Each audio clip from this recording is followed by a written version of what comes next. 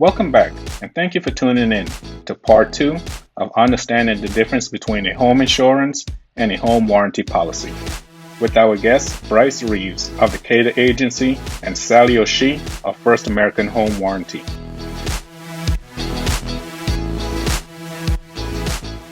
I'm your host, Leslie Williams, today on Houston Connections. What do you recommend a homeowner to do when they get a home insurance policy, specifically when it comes to theft and stuff? Do you have any recommendations for them to do certain things up front? Yeah, you definitely want to gather what was stolen, kind of jot down a list. Always reach out to your agent too. So what a lot of people don't know is that theft claims are going to nick you the hardest when it comes to your insurance score.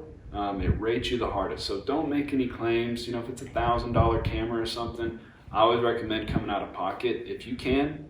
And it all depends on what your deductible is as well. But just make sure you talk to your agent. But first and foremost, try to gather a list of what was stolen. Does one need to go through their home with their iPhone when they first get coverage? Is that a good idea? I've always heard that, but I've never done it. That's what I was told years ago when I bought my first home. Me too. I was told that it's good to take pictures or take a video camera and categorize everything in your home and put a price on it, keep receipts and all that stuff. I've never done that. Is that something that insurance That's definitely a good idea, because if you were to have a total loss, God forbid, but say your home was to completely burn down. Right. You're gonna need kind of an itemized list of what you own. Not a lot of people do it, and honestly, I'm not on the claim side, I'm more on the sales side. So that's where my claims team, Goosehead has a whole separate claims team that is there to help our clients. They'll be able to really help you out in that process. Can a home insurance policy be bundled with other insurance policies? Most definitely. Yeah, the biggest discount you can get besides a brand new roof on a home insurance policy is bundling your home and auto insurance together. There's also umbrella policies. You can bundle your toys, boats, four-wheelers, RVs. There's a lot of different insurance policies out there. But yes, you can bundle.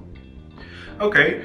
When does a home insurance policy or a home warranty policy becomes effective? What is so special about this particular region we are here in Texas that could affect the effective date of that policy? So for mine, the minute you get up from the closing table, if it's a real estate transaction, the moment you get up, you are covered. And that's before we've been paid. As long as we receive payment within 30 days, then you're in great shape. So home insurance is going to be covered immediately. So say we're making it effective tomorrow. We can make it effective tomorrow. A claim won't be paid out until payment is received for that policy. One coverage that can be affected due to our region is going to be flood insurance. So with flood insurance, if you want to get a flood insurance policy, don't call me when you see a hurricane coming. It's 2 days away, because there is a 30-day waiting period with FEMA before your policy kicks in. And then with private carriers, I have some carriers that don't have a waiting period. Some are 10 days, some are 7. So the big thing is going to be the flood insurance. There's most likely going to be a waiting period. It's great that you mentioned that. So here's a quick scenario. So a homeowner is about to close on their home in, let's say, the next 5 days, well, actually the next 3 days or so, right? But according to the weather, there's a storm building up out there in the Gulf, and it's due to hit us within the next 4 days. Yeah. Is the home insurance coverage going to take effect immediately? Yeah, great question. So any new home closing, your flood insurance kicks in the day you move into that home, as long as you finalize that flood insurance before the closing date. That's really the main portion of it. How does a home warranty policy works with newly constructed homes? Being that the new home normally comes with a 1-year warranty. Right. How does it work with? Sure. So we can pick up then, we have a policy that covers you from years 2 through 5. And it's really inexpensive because odds are very high that things aren't going to go wrong in the first 5 years of construction on a new home. Also, if you happen to buy from like a boutique builder, somebody that doesn't offer that 1-year warranty, which happens in rare cases, then we can change that policy to be years 1 through 4 rather than 2 through 5. Awesome. Okay, so let's talk about the appliances that comes with a home. What if it's a new home, or if it's a resale home and someone bought new appliances and stuff? How do a home warranty policy works in conjunction with the warranty policies that the appliances might have? That's a great question. So included in our basic policy are the built-in microwave, the stove, and the dishwasher. So those are included in the bundled basic plan. But then other than that, appliances are a la carte. So if you did buy a new refrigerator, you wouldn't want to get warranty coverage. However, let's say that you have a new stove and that's in the basics, so you have it. What's interesting is we will then do the labor as part of the warranty, and we'll get the parts from the manufacturer. So we work in tandem with them when we need to and when we can, and then we won't recommend coverage, obviously, on new appliances that are offered a la carte. So we heard from Sallie, we heard that acronym PEACH. Great acronym. I'm gonna use that to remember exactly the things you said that it outlines. But Bryce, tell us, what is a clue report and how does it affect a homeowner from home to home policy? Yeah, so that's a great question. A clue report is gonna run essentially the loss history on that home that you could be purchasing, as well as you as a person.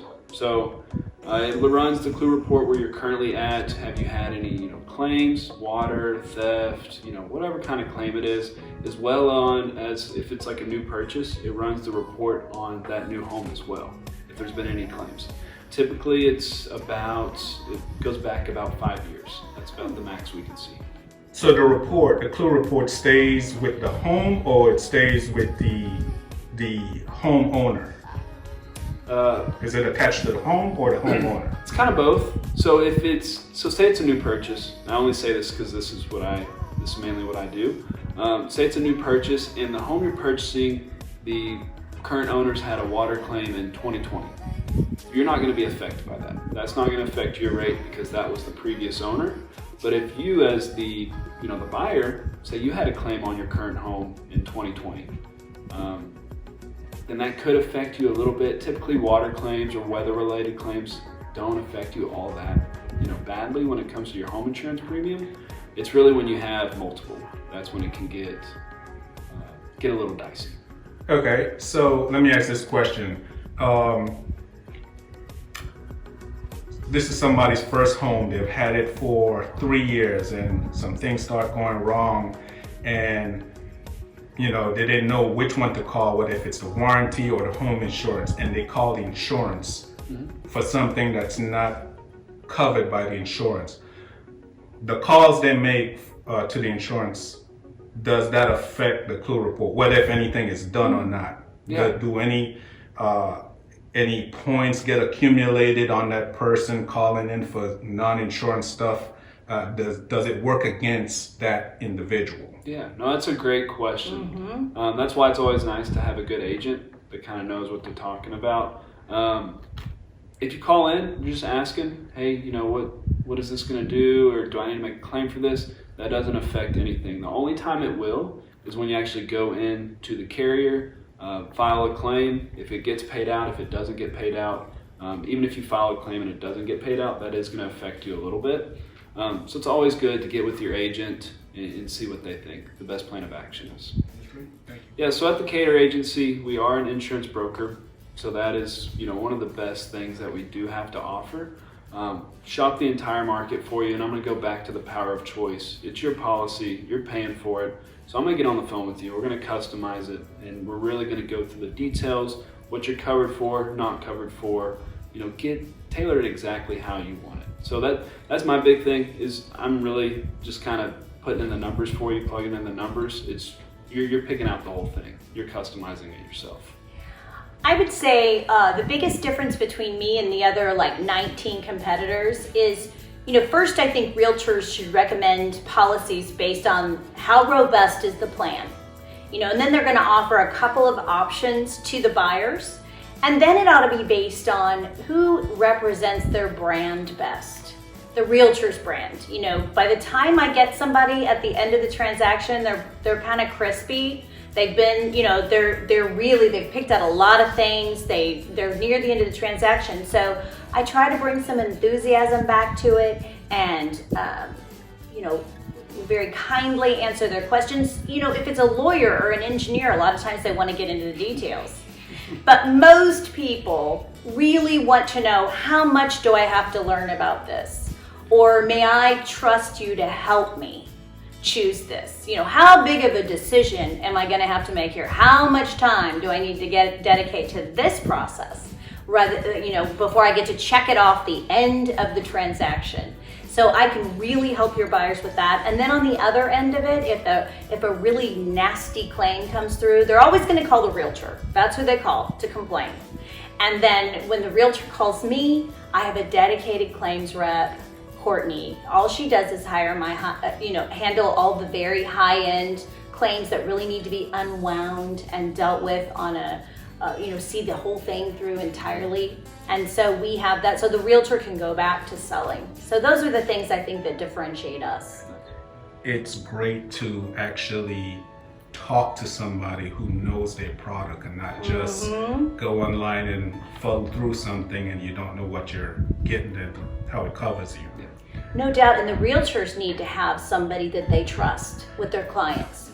Because if you know that Bryce or I are going to have your client's best interests at heart, and they can trust us over time, then they're going to feel really confident handing their buyers over and letting us really assist them, and they can go back to doing the things they need to do.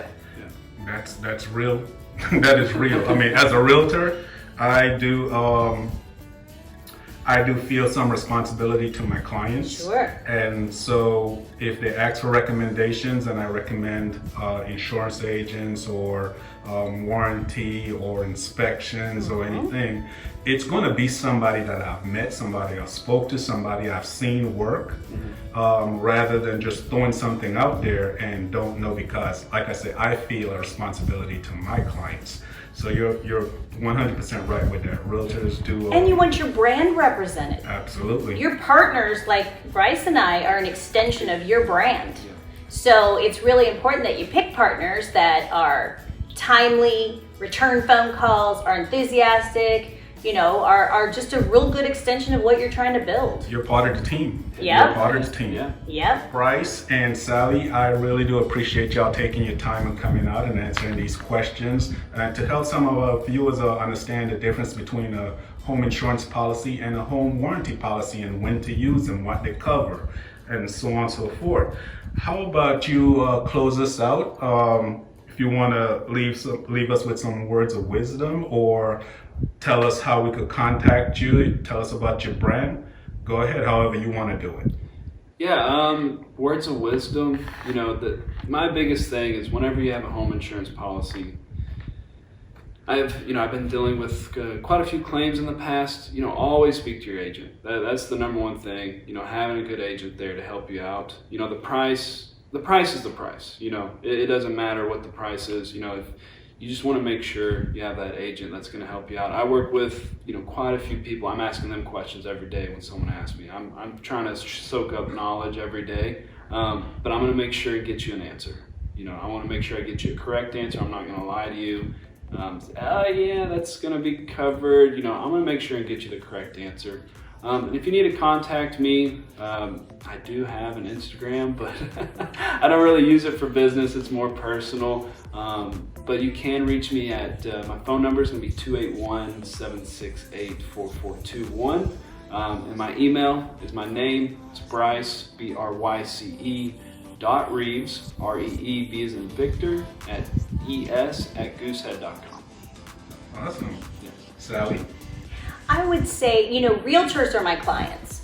So what I would say to realtors is, don't take this stuff on. Just call me and ask the questions, and I can get you the information you need, or I can get the person to take care of it. Kind of what Bryce said. I'll get you the answers that you need if I don't have them at hand, and I'll make sure that I'm a good partner to you and don't have you taking on things that I can take care of for you. And the best way to reach me is my phone, 281-541-3771, or email, which is sattar@firstam.com. All right, thanks for that. Yeah. Again, thank you, Bryce, and thank you, Sallie. Sure, thank you. Thanks for having us.